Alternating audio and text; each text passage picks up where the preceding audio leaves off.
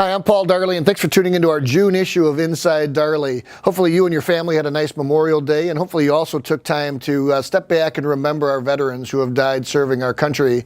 You know, this Thursday, June 6th, is going to mark the 75th anniversary of D-Day, if you can imagine. And going back to the Battle of Normandy, we had roughly 160,000, Allied troops storm the shores of Normandy, with roughly 72,000 of them losing their lives in that horrific battle. So, and certainly it hasn't gotten much better since then, but hopefully you'll continue to remember our veterans, not just on Memorial Day, but throughout the year.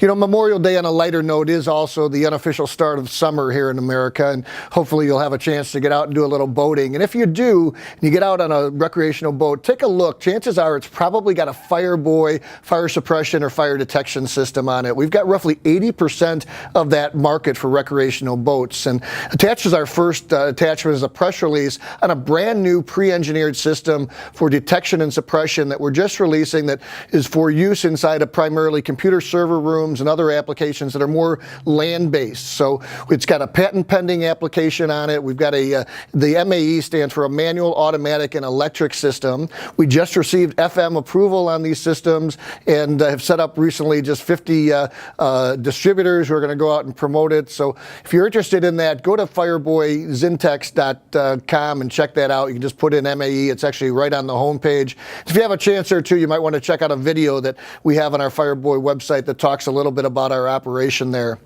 You know, during the last issue of Inside Darley, I talked a little bit and had some articles on preparing for a recession. And look, we don't know when the next recession is going to come. I guess someone once said, all we know is that we're one day closer to it. But there was recently an article in Harvard Business Review, and unfortunately they won't allow us to use attachments, but it was written by a gentleman named Walter Frick. And I would encourage you to just Google that. That's his article in the May-June issue of Harvard Business Review was titled, How to Survive a Recession and Thrive Afterwards. So I would encourage you to check this out. But he and his researchers went back and they looked at recessions that took place in the 70s, 80s, 90s, and 2000s, and they found four kind of recurring themes that with those companies who really came out of the recession stronger. Number one is that they deleveraged going into the downturn. So they watched their cash. They made sure that they had cash reserves.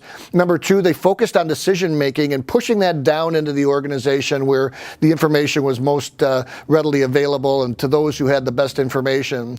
Number three, they looked beyond layoffs. So we encourage you to look beyond layoffs, because those companies who avoided layoffs during these recessions bounce back considerably faster. So it's kind of a layoffs are our last reserve. I know some people make those as knee-jerk reactions. And lastly, they invested heavily in technology, both leading up to that recession and during the recession. So it was pretty interesting. So, and in fact, our second attachment here is just put out by KPMG. It's the accounting firm, and it's called a reality check for today's CEO suite on Industry 4.0. So you might be aware, hear this talk about we are in the next fourth industrial revolution, or I 4.0 that it's talking about. But they really encourage you in this article to question everything and really have a good idea where you want to place your business within that value chain.